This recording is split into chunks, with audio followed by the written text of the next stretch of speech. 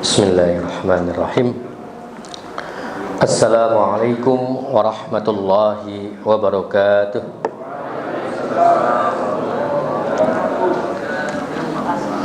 Merdu benar suara kutilang. Suaranya lembut namun menembus ke hati. Ucapan salam sudah kubilang, ulangi lagi supaya lebih berarti. Assalamualaikum warahmatullahi wabarakatuh.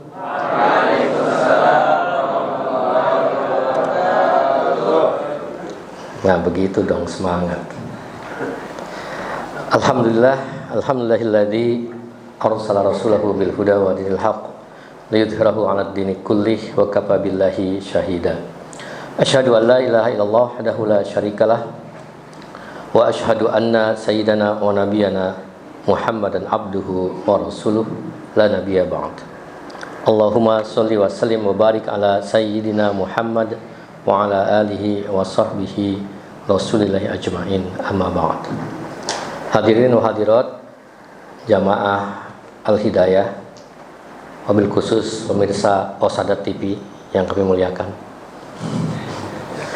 Alhamdulillah pada pagi hari ini kita bisa bertemu kembali dalam frekuensi dan gelombang yang sama. Kebetulan pada kesempatan ini saya ingin berbicara tentang bunyi dan gelombang. Jadi pantunnya pun juga tentang pantun suara atau bunyi gitu. Baiklah, kita akan berbicara tentang bunyi. Ada yang tidak tahu apa arti bunyi? Kalau kita berbicara terdengar enggak? Tergantung. Kalau jauh nggak kedengeran gitu kan, tergantung juga. Kalau pakai speaker kedengeran. Ya, jadi kalau kita lihat gambar di sini, ini jembatan gantung di Tacoma, Amerika Serikat. Saya belum sampai ke sono, baru sampai di San Francisco doang, ngeliat Golden Gate. Ya. Ini jembatan hancur luluh lantah hanya karena gelombang bunyi yang rendah, hanya dengan gelombang angin, hembusan angin yang sepoi-sepoi. Tapi kita lihat dampaknya seperti ini, dahsyat nggak? Masya Allah. Allah kasih tentara berupa angin yang lembut, tapi angin yang lembut itu bisa menghancurkan bangunan yang kokoh. Ya, jembatan ini kan dilewati oleh mobil-mobil, bus-bus, truk-truk yang bobotnya luar biasa besar. Namun hanya karena hembusan angin sepoi-sepoi, ternyata jembatan ambruk. Percaya atau tidak? Percaya, faktanya ada fotonya. Ini bukan foto rekayasa, tapi ini adalah fakta yang terjadi. Dan ini menjadi bahan kuliah saya kalau saya mengajar tentang gelombang. Ya. Ini bukti kedahsyatan bahwasanya Allah hanya kasih angin lembut yang sepoi-sepoi, ternyata jembatan bisa ambruk. Kita bisa ambruk nggak? Coba kalau kita lagi di sawah, kemudian duduk di balai-balai gitu kan, di bawah pohon rindang, ada angin angin berhembus sepoi-sepoi. Nah, ambruk kan? Nah, Bang Andi pasti jawab pasti itu. Kagak ada angin aja ambruk. Maaf ya Bang Andi ya. Jadi kalau ada angin sepoi-sepoi, waduh, ya langsung percepatan gravitasi besar. Ya, pelupuk mata tak kuat untuk menahan beratnya. Ya, untuk turun ke bawah. Kalau udah turun ke bawah gimana? Merem gitu kan? Hadirin sekalian dimuliakan Allah, ya, di dalam surat Ar-Ra'd ayat 31 Allah berfirman, ya, yang artinya, dan sekiranya ada suatu bacaan, yaitu bacaan kitab suci, yang dengan bacaan itu gunung-gunung dapat diguncangkan atau bumi jadi terbelah. Masya Allah ya, gunung diguncangin. Kita tahu fungsi gunung untuk apa? Pasak kan? ya. Dalam beberapa pembahasan yang lalu tentang ayat-ayat Al-Quran tentang alam semesta, saya sudah menjelaskan fungsi gunung sebagai pasak bumi. Gunung-gunung diguncangkan, ya. Bumi jadi terbelah. Atau oleh karenanya orang-orang sudah mati dapat berbicara, ya. Niscaya itulah Al-Quran. Jadi bacaan itulah bacaan Al-Quran. Sebenarnya segala urusan itu adalah milik Allah. Maka tidakkah orang-orang yang beriman itu mengetahui bahwa seandainya Allah menghendaki, tentu Allah memberi petunjuk kepada manusia semuanya.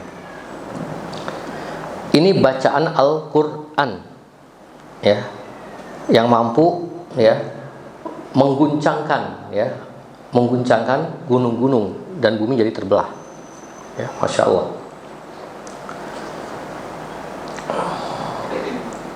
Nah, kita akan coba bagi sistematika pembahasan kita, ya.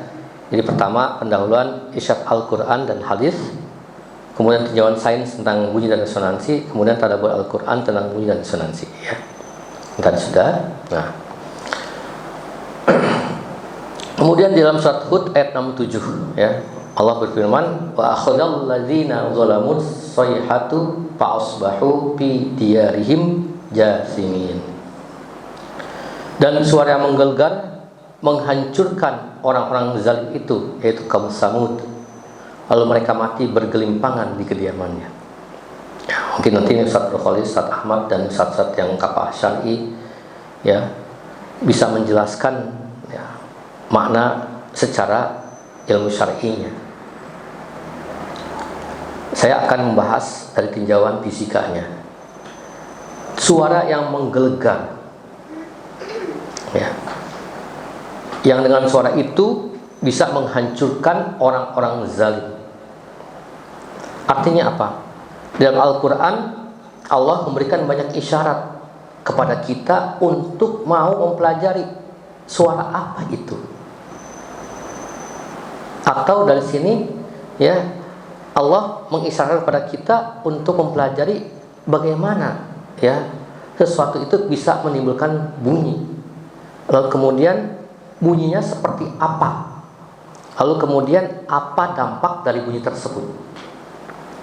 Kita bisa merasakan manfaatnya bunyi enggak? Bisa, ya. Dengan bantuan teknologi, suara saya bisa diamplifikasi, diperbesar, sehingga kemudian bisa terdengar paling tidak di ruangan ini. Bila tidak menggunakan alat ini, maka suara saya tidak akan terdengar dengan jelas. Benar enggak? Artinya apa? Artinya kita mempelajari tanda-tanda kebesaran Allah dari masalah cuman tentang bunyi doang. Kita bayangkan manusia berbicara, ya, dari dulunya, ya, Allah menciptakan ketika manusia itu dibangkitkan atau diciptakan, kemudian, ya, bagian dari di bawah tenggorokan kita ini, gitu, ya, kemudian ada bagian yang bisa bergetar sehingga suara kita bisa terdengar.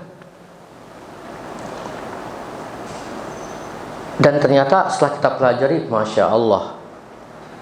Sekarang coba kita lihat speaker. Speaker kualitas dari kualitas yang KW3, KW2, KW1 gitu kan.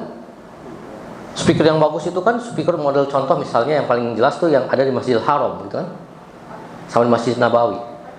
Itu suaranya jernih, terdengar, ya, di mana-mana kualitasnya bagus. Ya, alhamdulillah. Coba kalau misalnya suara speakernya kresek-kresek atau suara speakernya nggak jelas, ya, pasti jamaah juga nggak nyaman kan beribadah kan. Tapi kalau suaranya renyah gitu, ya, crispy gitu, ya, itu garing. Ah, betul. Saya tadi lagi mikir apa gitu. Abu Umar canggih emang, Umar bisa mengerti apa yang saya pikirkan. Dikasih buku aja dia nggak pernah baca, dilihat aja bukunya langsung keserap tuh ilmunya. Ya. Makanya perlu dikasih gelar doktor honoris causa nih. Dr. Abu Umar. Nah, dengan kita mempelajari bunyi saja ternyata ya Allah gitu ya, kita bisa memproduksi speaker dengan kualitas yang bagus. Bahkan ya, dia bisa lebih bagus dari suara aslinya gitu kan. Kayak dulu ada iklan ya, seindah warna aslinya gitu kan. Nah ini suaranya serenyah suara aslinya, bahkan lebih tinggi dari itu ya. Bang Roul pasti tahu persis bagaimana ya dalam pembuatan film gitu ya, kemudian suara itu bisa dimodifikasi. Kemarin ya pembicara kita Pak Pirta Ratori menyebutkan orang yang nggak bisa nyanyi akhirnya kemudian bisa nyanyi ya. Itu artinya apa? Kita mentadaburi ayat-ayat Al-Quran. Nah kita nih kurang banyak mempelajari. Mudah-mudahan ini menjadi penyemangat khususnya buat santri-santri kita dan jamaah semua di sini. Coba sekarang merek speaker apa aja coba? Ya, macam-macam kan. Belum ada yang namanya misalnya Pak Parabi gitu kan. Parabi Sound. Ya. Nurkholis Sound gitu ya. Ya. Ahmad Suhari Sound gitu kan. Masya Allah. Ya. Tino Sound gitu. Mudah-mudahan berikutnya gitu ya, nanti menjadi Al-Hidayah Sound gitu ya, Masya Allah. Nah di dalam ya Al-Quran di surat Al-Isra ya, disebutkan juga ya ayat 82, dan kami turunkan dari Al-Quran sesuatu yang menjadi penawar atau penyembuh dan rahmat bagi orang-orang yang beriman, dan Al-Quran itu tidaklah menambah kepada orang-orang yang zalim selain kerugian. Al-Quran menjadi penawar atau penyembuh. Ya, tentunya Al-Quran itu dibaca gitu kan, atau kita mendengarkan ya tasmi Al-Quran. Makanya kalau kita mendengarkan orang baca ayat Al-Quran, hati kita gimana? Adem, ya. Nyaman gitu ya. Saya melihat di YouTube gitu ya, ada orang yang dia mengajar-ngajar ODGJ, orang dengan gangguan jiwa.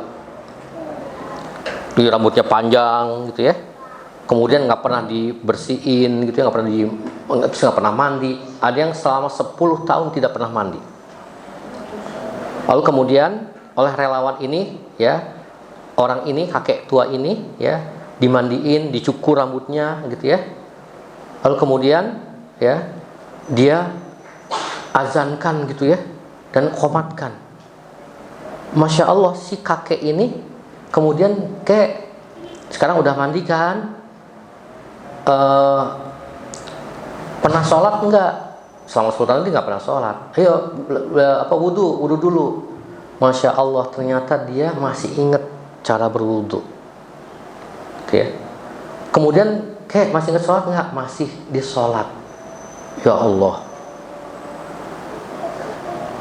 Terus kemudian saya baca komentar para netizen gitu ya. Lalu apa kata mereka?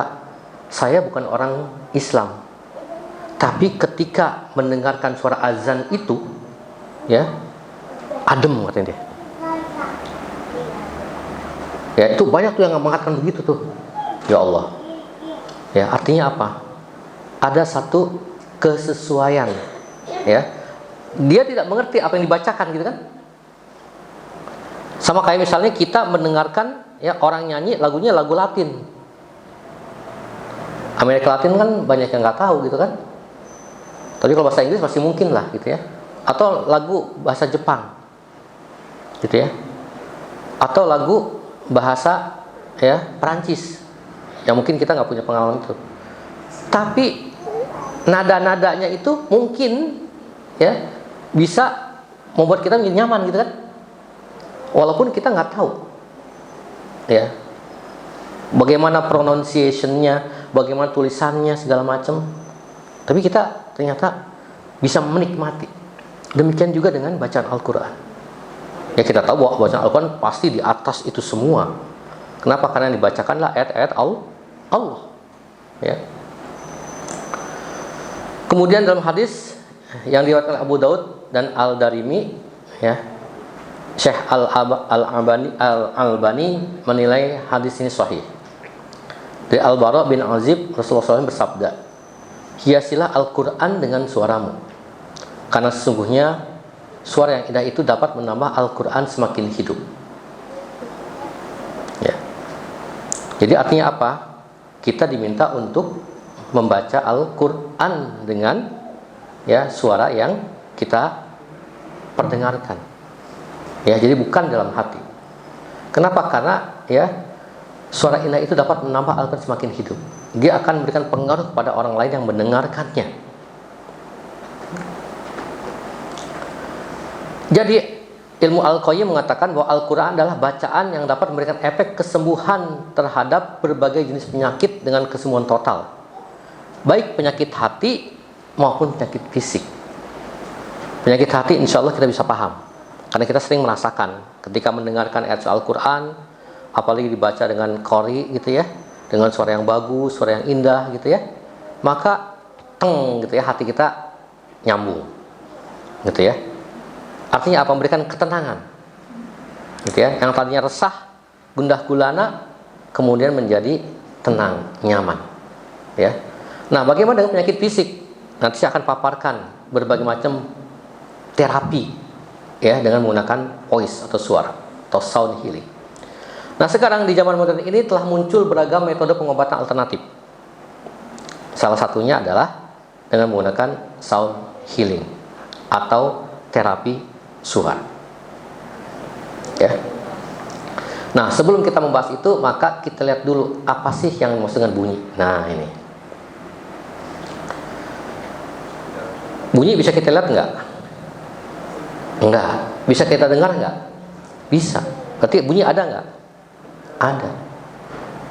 Walaupun kita nggak lihat bentuknya bunyi seperti apa, tetapi bunyi bisa kita rasakan, bisa kita dengar. Sekarang bagaimana menggambarkan bunyi tersebut? Bunyi bisa bergerak nggak? Bisa menjalar tidak?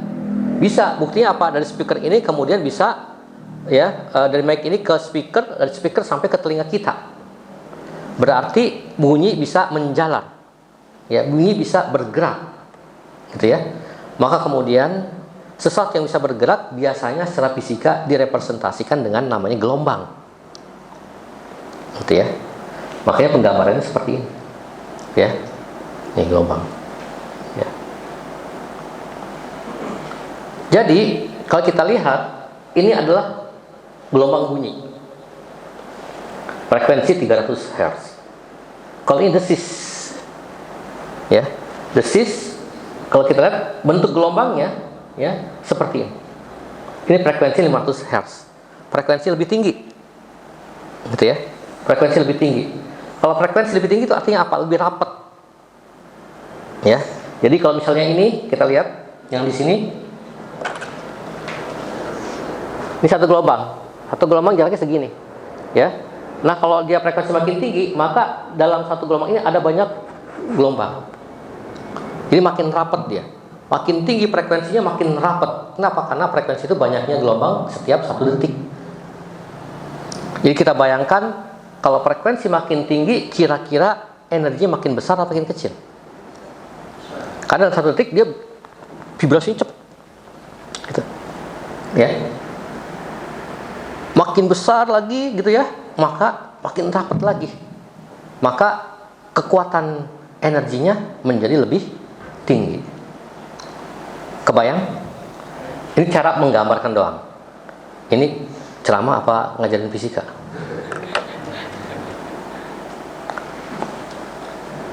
Nah, kita lihat ke sana, ya. Itu sinyal, ya. Kemudian yang di bawahnya frekuensi AM, amplitude modulation. Kan ada AM, FM gitu kan, ya. Sebenarnya FM kita lihat di bawahnya. Coba kita lihat di atas, tengah, sama bawah, yang hitam, merah, sama biru. Kira-kira energinya yang mana paling gede? FM kan? Kenapa? paling rapet kan. Terus kalau kita dengar nih, wah fisika susah, ngeliat gambar kayak begitu, kata ibu-ibu, emang gue pikirin, gitu ya. Nah sekarang realitanya gini, ya, pernah dengar radio dengan frekuensi AM? Nah, pernah dengar radio dengan frekuensi FM? Mana yang lebih renyah? FM. Artinya apa? Energi dia lebih tinggi. Paham? Ya, karena energi lebih tinggi, maka ketika kita tangkap suaranya lebih renyah dibandingkan dengan AM. Jelas? Ya. Makanya komunikasi tingkat tinggi itu menggunakan frekuensi di atas FM. Dan itu hanya otoritas tertentu saja yang punya kewenangan untuk menggunakan frekuensi tersebut. Ya. Satelit misalnya, itu frekuensinya di atas ini. Ya. Untuk pemerintahan negara tentunya harus ada frekuensi tertentu yang sistem pengamanannya berlapis-lapis. Nah, itu. Ya. Nah, kita lihat di sini. Ini ada klasifikasi tentang ya frekuensi. Lalu kemudian karena di gelombang, maka yang namanya gelombang kan merambat gitu kan. Berarti kan berapa kecepatan merambatnya gitu kan? Ya. Nah, kecepatan lambatnya kalau di udara di situ ya sekitar 331 meter per sekon. Maksudnya apa? Kalau 331 meter per sekon berarti dalam 1 detik kalau kita lari, berarti dalam 1 detik itu kita bisa menempuh jarak sebesar 331 meter. Jelas? Ya, seperti itu. Ya. Kemudian kecepatan bunyi di udara itu sangat tergantung pada suhu. Ya, jadi ketika suhu 0 derajat segitu. Ketika suhu ya 15 derajat atau suhu ruang itu ya sekitar 340 meter per sekon. Kemudian kita lihat di situ ya. Di air berapa? 1490 meter per sekon. Jadi gelombang bunyi di udara dengan di air mana lebih cepat? Di air. Makanya ikan ngeresponnya cepat. Kecuk-kecuk gitu ya, langsung wah datang. Kenapa? Karena cepat merambatnya dibandingkan dengan di udara. Ya. Burung meresponnya lebih lambat. Kenapa? Karena kecepatan bunyi di udara lebih rendah dibandingkan dengan air. Kalau kita lihat ternyata di yang kerapatan udaranya rendah, kerapatannya rendah seperti di udara, mulai lebih rapat di air dan sangat rapat di logam, di padatan. Maka kecepatannya lebih tinggi. Zaman dulu kalau orang mau tahu kereta mau atau enggak, dia deketin ke apa? Ke rel. Gitu ya. Dari situ dia akan tahu kira-kira masih jauh atau enggak. Ya, kenapa? Karena kecepatan lambat bunyi di udara di dalam logam itu lebih tinggi. Ya. Jelas, ya. Oke. Lalu kemudian ini jenis frekuensinya ya. Jadi kita lihat frekuensinya ya. Jadi kalau panjang gelombang itu ya, kalau kita lihat yang di sana ya, panjang gelombang itu kalau ada satu bukit, satu lembah. Jaraknya itu namanya panjang gelombang. Makin tinggi frekuensinya, maka panjang gelombangnya semakin pendek. Ya, nah itu. Jadi sini ada THF, tremendously high frequency. Ya, jadi ini ordernya sampai dengan gigahertz. Ya, saya pernah bermain ketika saya riset S3 dulu sampai dengan order ya hampir 1000 gigahertz. Ya, itu pakai laser. Nah, sekarang kalau kita lihat ya, maka dari frekuensi, nah ini di antara 20 Hz sampai dengan 20.000 Hz itu yang namanya audiosonic. Artinya apa? Itu range kemampuan telinga manusia. Jadi manusia itu bisa mendengar frekuensi antara 20 sampai dengan 20.000. Di bawah itu nggak bisa, di atas itu juga nggak bisa. Di bawah itu siapa yang bisa dengar? Misalnya anjing, jangkrik. Di atas itu kelelawar, lumba-lumba, anjing punya kemampuan yang lebih lebar, gitu ya. Jadi kita manusia nggak bisa ya ngedengar suara di bawah 20 Hz. Juga kita nggak bisa mendengar suara di atas itu, ya 20.000 Hz. Makanya Allah kasih keterbatasan pada pendengaran manusia. Coba kalau misalnya kita punya kemampuan mendengarkan di bawah ya 20 Hz atau daerah infrasonik, kira-kira kita tenang nggak? Ya. Jadi kita bisa dengerin misalnya apa ayam lagi ngobrol sama temennya. Ya, kita besok mau dipotong nih gitu kan. Udah mau lebaran. Kita kabur yuk gitu. Pas kurban gitu kan, kambing sama sapi gitu ya. Giliran kita kapan nih gitu. Ya. Atau frekuensi yang tinggi. Ya. Ultrasonik misalnya. Kita pernah mendengar suara kelelawar? Ya, karena tinggi sekali dia. Makanya kelelawar menjadikan frekuensi bunyi yang dia berikan, kemudian frekuensi yang diterima itu untuk mendeteksi di mana keberadaan dia. GPS-nya gitu. Kelelawar itu matanya nggak bagus, tapi Allah berikan kemampuan pendengaran yang luar biasa. Masya Allah. Ya, Allah kasih kelebihan kepada setiap ciptaan Allah. Ya, jadi itu kecepatan tinggi. Tapi dia nggak nabrak-nabrak tuh. Ya, kalau misalnya dia terbang. Ya. Jadi kalau kita lihat, gitu ya, maka ada yang namanya infrasonik, ada yang akustik, dan ada yang ultra, ya, sound. Ultrasound contohnya apa? Ibu-ibu pernah di USG? Nah, kan kalau misalnya kehamilan gitu kan, biasanya dicek kan, ya pakai USG, ultrasonik gitu ya, ultrasound. Berarti frekuensinya di atas 20.000 Hz. Dari USG bisa kelihatan nggak nih bayinya gitu kan? Kan kelihatan kan? Jadi, Masya Allah gitu ya, Allah kasih kepada manusia kemampuan untuk bisa mendeteksi bagaimana nih, ya, pertumbuhan janin dalam tubuh kita, terutama untuk ibu-ibu. Ya. Artinya apa? Memanfaatkan frekuensi suara. Oke. Makanya di sini ya kita lihat biasanya ya pada daerah gitu ya. Daerah 20 kHz di situ ada ya pembagiannya gitu ya. Animal and chemistry gitu ya, medical and destructive gitu ya. Kemudian diagnosis and ya non destructive equipment gitu ya. Oke. Nah ini hewan kita lihat nih, frekuensi gajah itu dari 1 sampai 20.000. Ya, kalau anjing 1 sampai 40.000. Belalang 1 sampai 50.000. Kucing 100 sampai 50.000. Lumba-lumba 1 sampai 100.000. Ya. Makanya lumba-lumba itu kalau udah melengkingnya, kita udah nggak bisa mampu dengar. Ya, nggak bisa mampu mau dengar. Tapi binatang lain yang di laut itu bisa ngedengerin. Gitu ya. Kemudian tikus, ya 1000 sampai dengan 100.000. Yang kita dengar suara tikus pada range audible tadi, ya, akustik tadi. Tapi tikus bisa punya frekuensi yang berada di atas ya jangkauan kita.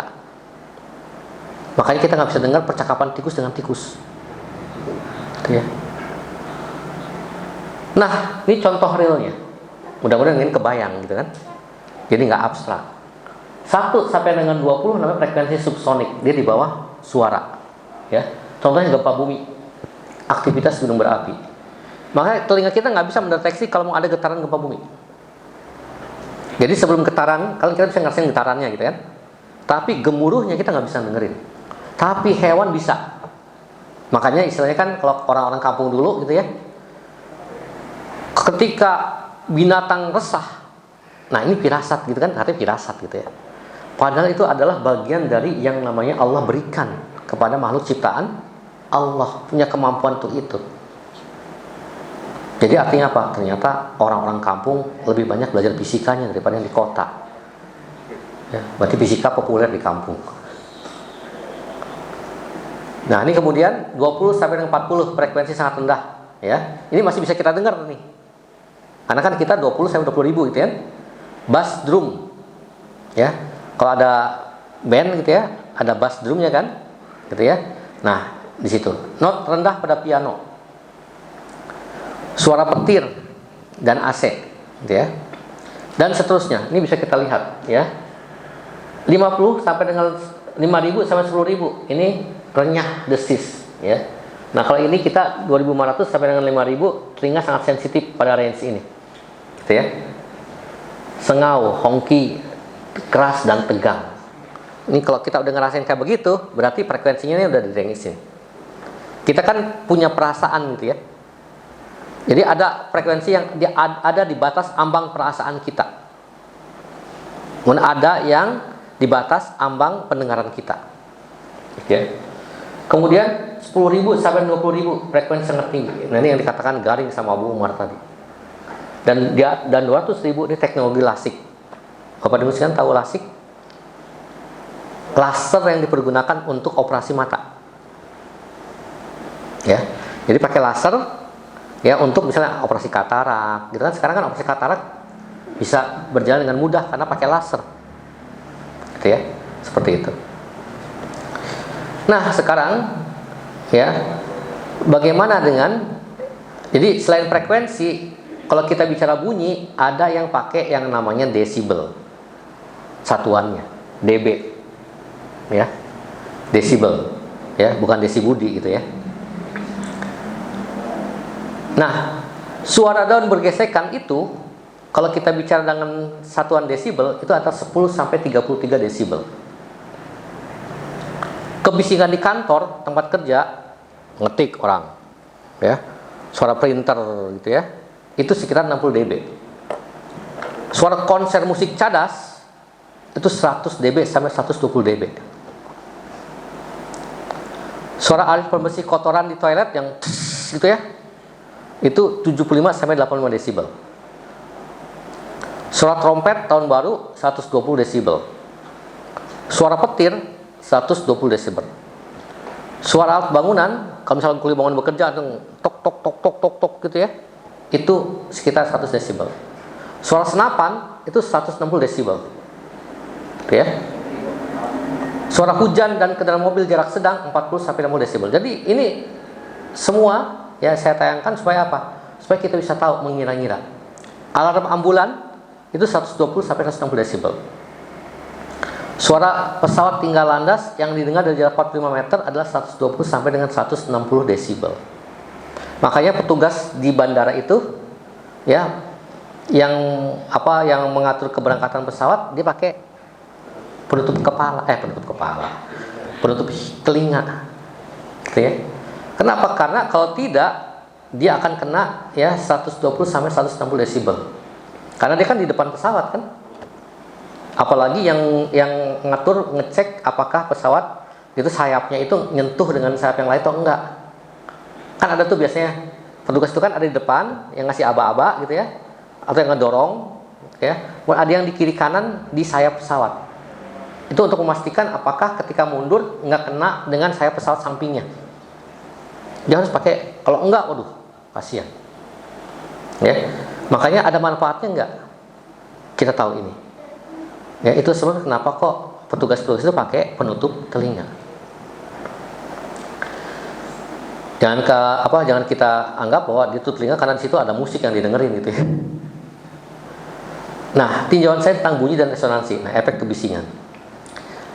Nah, ini kita lihat bagaimana gendang telinga kita gitu ya ketika mendengar bunyi. Ya, misalkan suara melebihi 100 desibel sehingga telinga kita mengalami kerusakan permanen. Jadi ingat, gendang telinga kita ini elastis enggak? Ya, elastis. Ya. Santri kita sering main darbuka gitu kan. Ilyas. pakar darbuka kita, gitu ya. Nah, kan permukaan dari darbuka itu ketika dipukul dia akan bergetar gitu kan. Artinya apa? Dia punya elastisitas. Telinga kita, gedang telinga kita juga sama seperti darbuka. Dia bisa bergetar. Tapi kalau misalnya kita mukul kenceng banget, gitu ya, maka darbuka bisa jebol kan? Kayak beduk gitu ya. Beduk kalau misalnya yang mukulnya Superman gitu kan, sekali pukul langsung jebol gitu kan. Nah, telinga kita juga punya batas elastisitas. Masya Allah, dengan kita kayak begini aja, Allah nyiptain telinga kita nih. Gendang telinga bisa kita lihat nggak? Mesti pakai alat dulu gitu kan, baru bisa kelihatan. Dan ketika kita pelajari, Masya Allah, di situ kita bisa melihat bahwa ternyata dia punya kelenturan. Oke? Yang mana kalau misalnya frekuensi di atas, bila tingkat intensitas suaranya itu 100 desibel, maka dia akan robek, ya, akan robek. Ya, dan kita lihat bahwa suara manusia itu, ya, manusia akan mati kalau tingkat intensitas suara itu antara 185 sampai 200 desibel. Ya, mungkin nanti bisa kita cek. Ya, tiupan sangkakala itu, ya, di Al-Quran ada nggak Ustaz Nurholis yang trompet sangkakala itu? Ilustrasinya seperti apa di Al-Quran gitu ya. Ini kalau ambang telinga manusia bisa mati 185 sampai 200 desibel. Ya. Dia kalau mendengar frekuensi bunyi dengan intensitasnya 105 sampai 200 desibel, maka itu bisa mematikan manusia. Ya. Nah, sekarang kita lihat resonansi. Jadi yang namanya resonansi itu, ya, biasanya kalau gambar resonansi paling gampang, ya. Kalau istilahnya dalam bahasa sastranya gayung bersambut gitu. Maksud hati mengutarakan isi hati gitu ya. Kemudian gayung bersambut artinya apa? Nyambung gitu kan. Artinya apa? Diterima gitu kan. Ya. Jadi kalau ada satu sumber bunyi mengeluarkan getaran, lalu kemudian frekuensi getarannya itu diterima oleh sumber bunyi yang lain, gitu ya, sehingga kemudian sumber bunyi yang lain itu bergetar dengan frekuensi yang sama, itu namanya resonansi. Ketika kita mendengarkan alunan ayat suci Al-Quran, hati kita bergetar, itu artinya apa? Suara Al-Quran itu bisa membuat hati kita beresonansi. Jelas? Ya, maksudnya resonansi. Ya. Jadi tidak ada kontak secara langsung. Cuman kontaknya melalui bunyi gitu kan. Tapi dia bisa menggetarkan hati orang lain. Itu namanya resonansi. Kalau kita mau mencari frekuensi misalnya radio, ya, gimana caranya? Mencari frekuensi yang sama. Mencari frekuensi, gimana cara men-setnya? Kita putar-putar kan? Terus ketika kita putar-putar, pertama suaranya agak kresek-kresek gitu kan? Kemudian kita masih putar lagi nggak? Kita putar lagi sampai kemudian suaranya renyah, jernih, garing. Setelah itu kemudian kita pengen lebih jernih lagi gitu kan? Pengen lebih jernih lagi, kita tambahin lagi gitu kan? Apa yang terjadi? Bukan yang tambah bagus kan? Tapi jadi jelek lagi. Diputar lagi, siapa tahu apa lagi, tambah makin jelek. Dibalikin lagi, tak, bagus lagi. Sampai pada satu titik di mana disitulah yang paling bagus. Jelas? Itulah namanya resonansi. Tepat di titik tersebut, frekuensi sinyal yang dipancarkan dari sumber, ya, diterima oleh receiver dengan frekuensi yang pas juga. Kalau nggak pas, ya, kurang dikit kresek, lebih sedikit kresek. Jadi dia anti korupsi. Ya. Tepat di harga itu dia terima. Kurang enggak, lebih enggak. Kalau dalam bahasa kuantum itu namanya kaidah seleksi. Prinsip Pauli. Ya. Jadi fisika itu nggak mau lebih, nggak mau kurang, tepat. Namanya frekuensi resonansi. Lebih dikit dia nggak mau, kurang dikit nggak mau. Jadi harus tepat. Demikian juga frekuensi bacaan Al-Quran. Kalau hati orang yang mendengarkan itu bersih, maka dia akan bergema, bergetar dengan kuat. Kalau hati orang itu enggak bersih, ada kotoran-kotorannya, getarannya ada, tapi enggak sekuat ketika dia bersih. Jelas?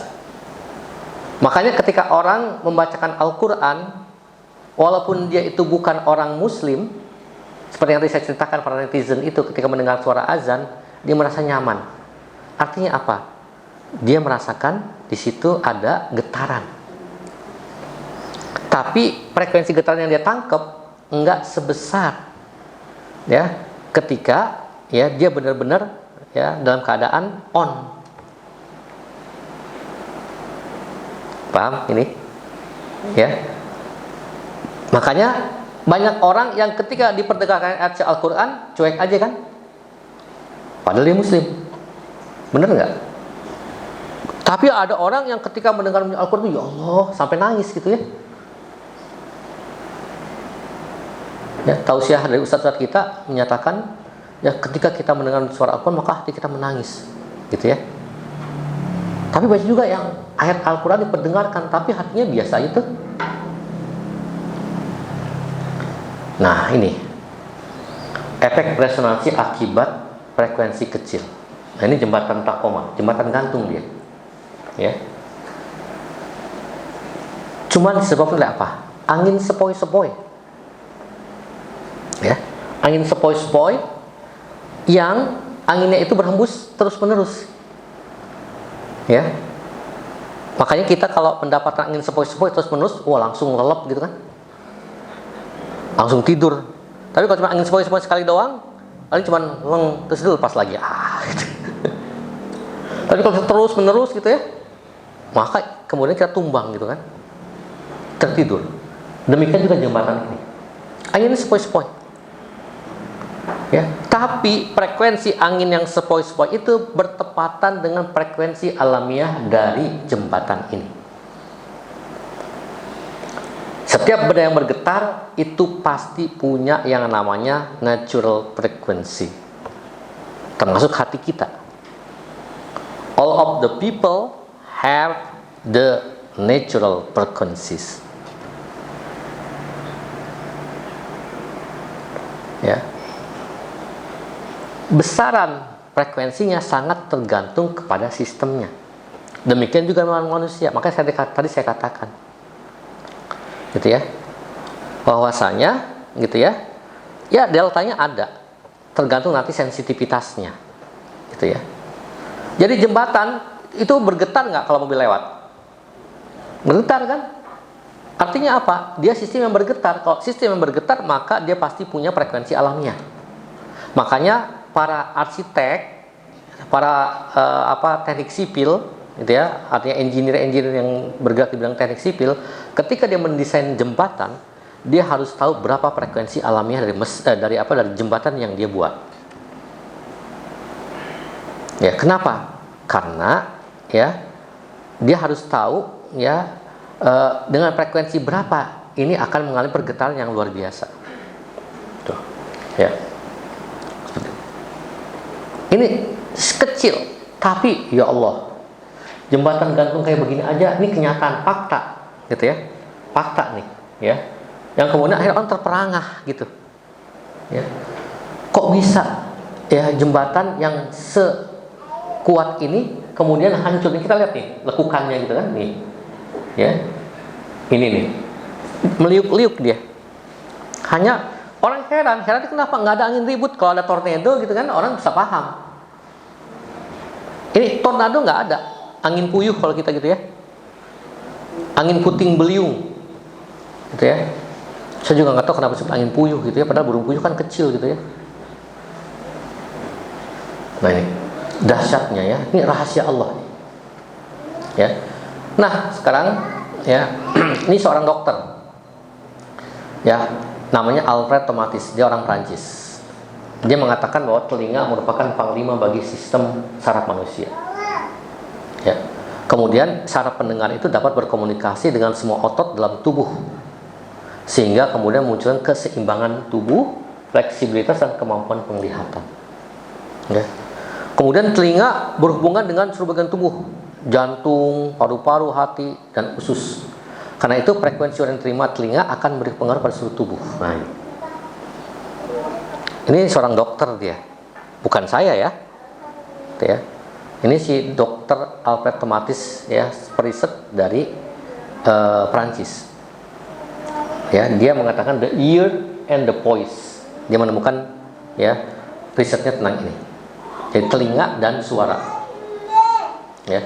Kemudian juga ya berikutnya ya ada seorang peneliti, kalau ini namanya dari Jawa Barat nih karena ada mamannya gitu ya. Biasanya kalau Jawa Barat itu kalau rumus kimia ada angka 2-nya. Jadi maman itu bisa ditulis jadi MA2N gitu ya. Jadi maman gitu ya. Nah, maman menemukan bahwa Pabian maman maksudnya. Setiap organ tubuh itu memiliki sistem vibrasi atau getaran sendiri sesuai dengan hukum fisika. Jantung kita bergetar nggak? Bergetar. Ya. Tubuh kita bergetar nggak? Bergetar kan? Ya nggak? Kalau kita lagi tidur bergetar nggak?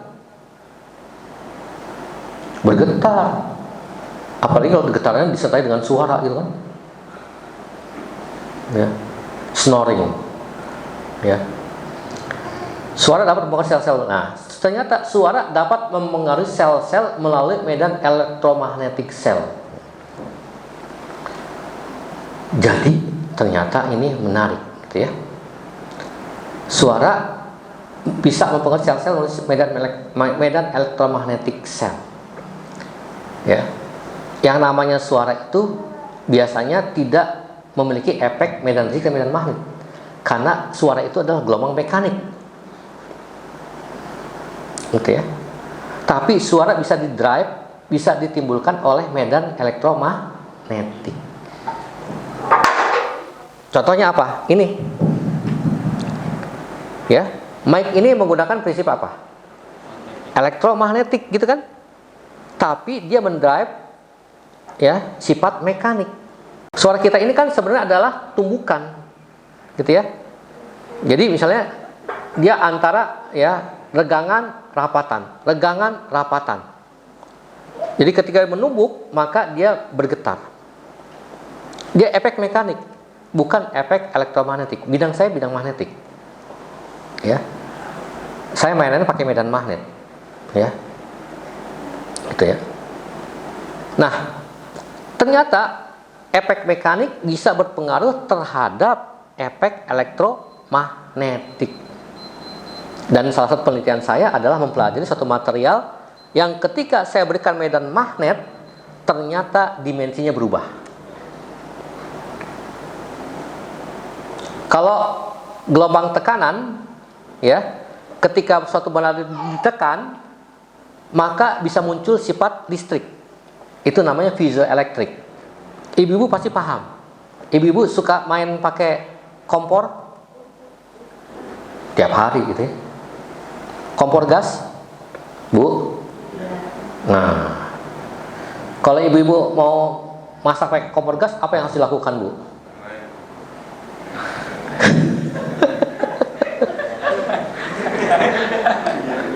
Ibu-ibu, kalau kita mau pakai kompor gas, diapain dulu? Ditekan kan? Ya, pas ditekan, diputar. Nah, kita lihat kronologisnya satu persatu. Ketika kita tekan, apa yang terdengar? Cetek, gitu kan? Benar nggak? Itu artinya apa? Pertama, kenapa harus ditekan? Kedua, kenapa bunyi cetek? Kalau kita nggak tekan, bisa nyala nggak kompor kita? Enggak. Karena apa? Namanya piezoelektrik. Bahan piezoelektrik adalah bahan yang kalau kita tekan, maka dia bisa menghasilkan yang namanya medan listrik. Kalau ada medan listrik, maka akan ada tegangan listrik. Kalau ada tegangan listrik, maka biasanya yang muncul apa? Pernah ngelihat busi di motor? Ketika kita engkol businya, apa yang muncul di antara platinanya? Good. Canggih. Berapa SKS kuliah fisikanya? Ya. Jadi ada percikan api. Jadi ketika kita tekan, sebenarnya ditekan tuh apa? Bahan piezoelektriknya.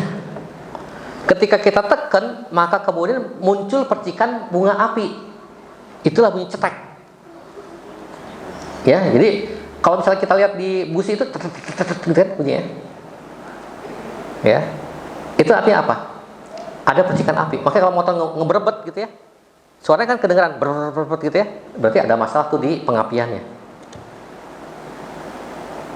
Jelas? Pas kita tekan, bunyi cetek, baru kemudian kita puter kan? Maksudnya apa diputer itu? Bu? Gasnya supaya keluar gitu kan? Kalau nggak kita puter, gasnya keluar nggak? Sampai kapanpun kalau kita tekan terus gitu ya, nggak nyala-nyala tuh kompor. Jadi ketika kita tekan bunyi cetek, kita buka gasnya, maka yang namanya gas, fasenya dia, ya, itu adalah diharapkan lebih banyak fase gasnya. Ingat, bahan bakar yang ibu bapak dan sekalian pakai, itulah LNG gitu kan, LPG, liquid petroleum gas. L-nya itu apa? Liquid itu artinya apa? Cairan. Tapi di belakangnya ada apa? Gas. Ya, liquid petroleum gas. Jadi gas alam cair gitu kan? Atau LNG, liquid natural gas. Ini gas alam, ya, gas alam cair. Jadi gas cair. Jadi fase dia itu adalah antara fase cair dengan fase gas. Kalau banyak fase cairnya, kira-kira nyala nggak? Enggak. Air dikasih api, matiin api kan? Makanya kemudian dibuat tekanannya tinggi. Supaya apa? Fase cairnya kalah sama fase gas. Karena kalau fase gas tekanan tinggi gitu kan, dia ada lubang sedikit langsung keluar gitu kan. Sehingga diharapkan yang keluar adalah fase gasnya. Nah, kalau keluar fase gasnya ketika ada percikan api, maka gas itu akan nyambar api kan? Jelas? Makanya beda antara solar sama bensin. Kalau mobil solar itu pemanasnya lama, ya nggak Bu? Ya. Kalau bensin itu cepet. Maka tarikannya kalau bensin, kalau pas digas langsung shoot gitu kan? Kalau solar mesti panas dulu dia. Kalau udah panas baru bisa tuh bersaing. Makanya kalau mobil solar, mobil panas, kalau balapan ya mesti pemanasan dulu solarnya, baru bisa bersaing. Jadi kayak begitu. Ini adalah satu bahan yang ketika ditekan kemudian menghasilkan medan listrik. Nah sekarang yang saya teliti, kalau dikasih medan magnet, gitu ya. Nah ternyata dalam tubuh kita juga, sel-sel tubuh kita itu ada ya medannya, ya, dipengaruhi oleh medan. Masya Allah, Allah ciptakan tubuh kita ini dengan berbagai macam misteri ilmu pengetahuan yang bidang ini susah, nggak gampang, gitu ya. Tapi ketika kita menguak itu, masya Allah, gitu ya. Kalau buat kita tentunya, gitu ya, ini adalah kebesaran ilmu Allah. Maka judul saya tadi apa? Judul apa ini kita? Nah, hikmah ketundukan sains pada ilmu Allah. Karena kalau nggak ditulis kayak begini, ntar manusia jadi apa? Sombong, gitu ya. Nah itu, ya. Nah ini ya, hal yang terpenting yang perlu kita inikan. Lalu kemudian si Fabian Maman ini menemukan bahwa ternyata suara dapat mempengaruhi sel-sel melalui medan elektromagnetik sel. Jadi dalam sel itu dia juga punya medan elektromagnetik. Logikanya apa? Sel itu terdiri dari apa? Atom kan? Atom itu ada apa? Ada inti sama elektron. inti diem, elektron muter mengelilingi inti. Jelas? Elektron punya muatan enggak? Punya. Setiap yang bermuatan pasti akan menghasilkan medan listrik. Makanya orang kalau diem aja punya pengaruh nggak kayak yang lain? Pak Farabi lagi diem, punya pengaruh nggak ke Ustadz Nurholis? Ya, punya pengaruh Pak. Gitu ya, apalagi kalau diem terus gitu ya. Ini Pak Farabi marah apa sama saya gitu.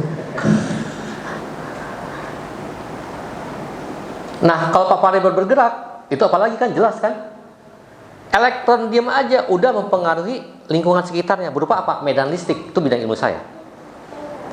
Kalau elektron bergerak, maka muatan bergerak disebut muatan yang bergerak disebut, ini ceramah Pak kuliah, arus, gitu kan? Arus listrik gitu kan? Arus listrik adalah muatan yang bergerak, cuman arahnya berlawanan, gitu ya.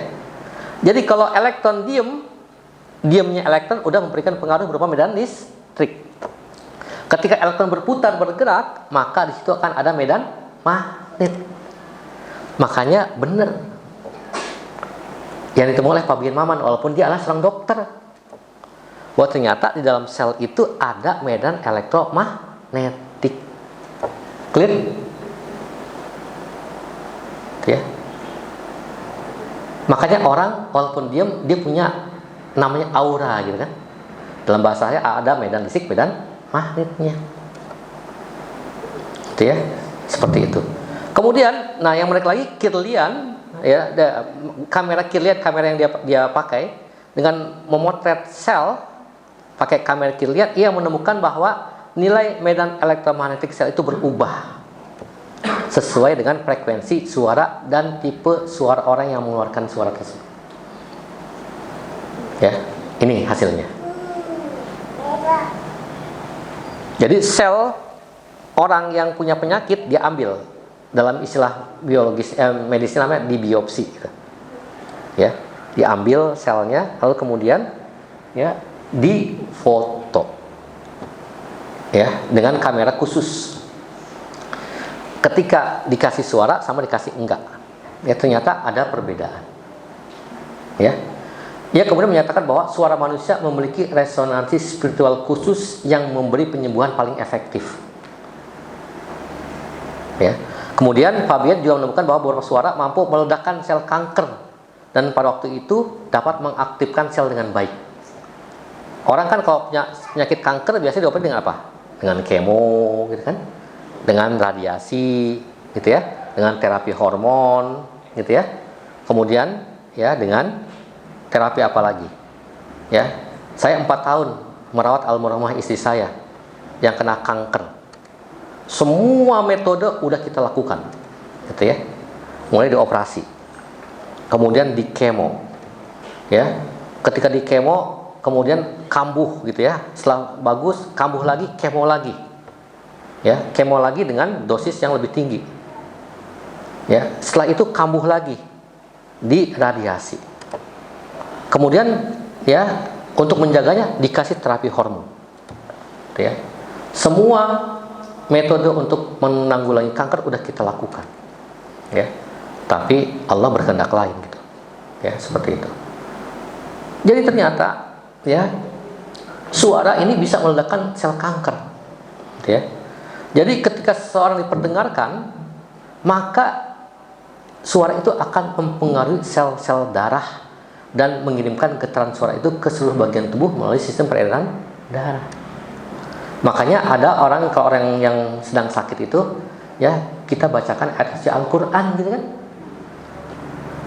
Ya. Ternyata ini nih si Fabian ini yang bisa membuktikan secara ilmiah seperti itu. Ya. Nah kemudian Masaru Emoto mungkin udah terkenal ya. Nah ini yang air gitu kan, air yang kemudian dibacain doa sama air yang dimaki-maki.